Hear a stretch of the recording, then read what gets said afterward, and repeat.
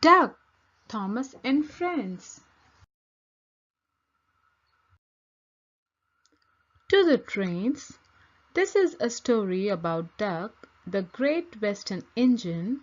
When he came to the station, he soon made it clear that he wouldn't put up with any nonsense, but there was one engine who was more than a match for him. One morning, Percy was talking to Gordon and James in his engine shed. "The Fat Controller is getting a bigger engine to help me," said Percy proudly. "Nonsense," said Gordon. "We don't need a bigger engine." "You just need to work more and chatter less," said James. Percy sighed. "No one listens to me. They think I'm a silly little engine and order me about. I will show them." But he didn't know how.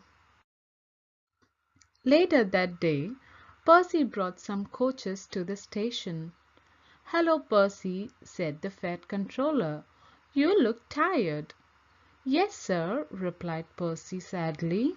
"I don't know if I am standing on my dome or my wheels." "Cheer up, Percy," laughed the Fat Controller. "The new engine can do the work here alone. You can help Thomas and Toby build my new harbor." "Oh, thank you, sir," said Percy happily.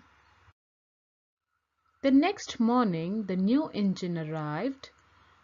He was Great Western Engine. "What's your name?" asked Fat Controller. "Montague, sir, but everyone calls me Duck, because they say I waddle," replied the engine. "I don't really, sir, but I like being called Duck." "Duck it is then," said the Fat Controller.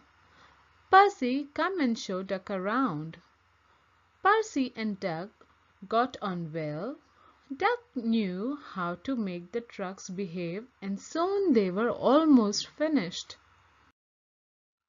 James, Gordon, and Henry watched Duck quietly doing his work. "Let's have some fun," they whispered, and they wheezed quack, quack, quack. Percy was cross, but Duck ignored them. Then the engines began to order him about. "Do they tell you to do things, Percy?" asked Duck. "Yes, they do," replied Percy sadly. "Right," said Duck. "We will soon stop that nonsense," and he whispered something to Percy. "We will do it tonight." That evening the Fat Controller was just about to go home for tea when he heard a terrible noise. He hurried to the yard. Henry, Gordon, and James were wishing furiously. "Stop that noise!" bellowed the Fat Controller. "They won't let us in," hissed Gordon. And the Fat Controller realized that Duck and Percy were sat calmly at the points outside the engine shed, refusing to move. The Fat Controller was very angry. "Duck, explain this behavior," he shouted. "Beg your pardon, sir," said Duck politely, "but these engines are giving us orders. Please can you inform them that we only take orders from you?" "Duck and Percy, you are causing a disturbance," thundered the Fat Controller. "And as for you," he said, turning to the big engine, "you made the disturbance. Duck is quite right. This is my railway and I give the orders." Henry, Gordon, and James were very embarrassed. From then on, Duck worked well at the yard and the Fat Controller was very pleased with him. One day, Duck was resting in the engine shed when the Fat Controller arrived. "Would you like to have a branch line of your own?" he asked. "Yes, please, sir," Duck replied excitedly, and he took charge of his own branch line, which ran along the coast to the small railway. Duck was very proud of his branch line, but he couldn't do all the work himself, so Donald and Douglas took turns to help him. One evening he was talking to Donald. "You don't understand how much the Fat Controller relies on me," said Duck proudly. "I am a Great Western and—" "Quack, quack, quack," interrupted Donald. "Ye sound like ye laid an egg. Now let an engine sleep." "Quack yourself," said Duck indignantly. The following morning Duck spoke to his driver. "Donald says I quack as if I laid an egg," he said. "Let's play a joke on him to teach him a lesson." "I have an idea," laughed his fireman, and he whispered something to Duck and his driver. That night when Donald was asleep, Duck's driver and fireman put something into Donald's water tank. The next morning when Donald stopped for water, he found an unexpected passenger aboard.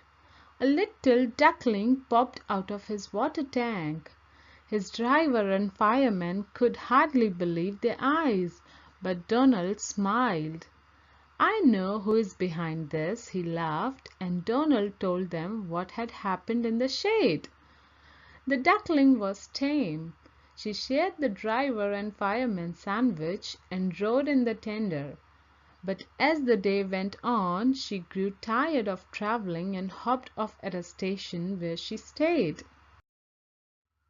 Before they reached home, Donald and his driver and fireman made a plan. That night they were very busy, and when Duck's crew arrived in the morning, they made a surprise discovery. "Look, Duck," they laughed. "There's a nest with an egg in it under your bunker." Donald opened a sleepy eye. "Well, well," he exclaimed, "you must have laid it in the night." Duck laughed. "You win, Donald. It would take a clever engine to get the better of you." Duck and Donald became good friends, and the duckling settled at a station. She lived in a pond nearby, but she always flew back to the station to welcome the engines. Donald was her favorite, and she sometimes hopped on for a ride. The station master called her Dilly, but to everyone else she was always Donald's duck. The end.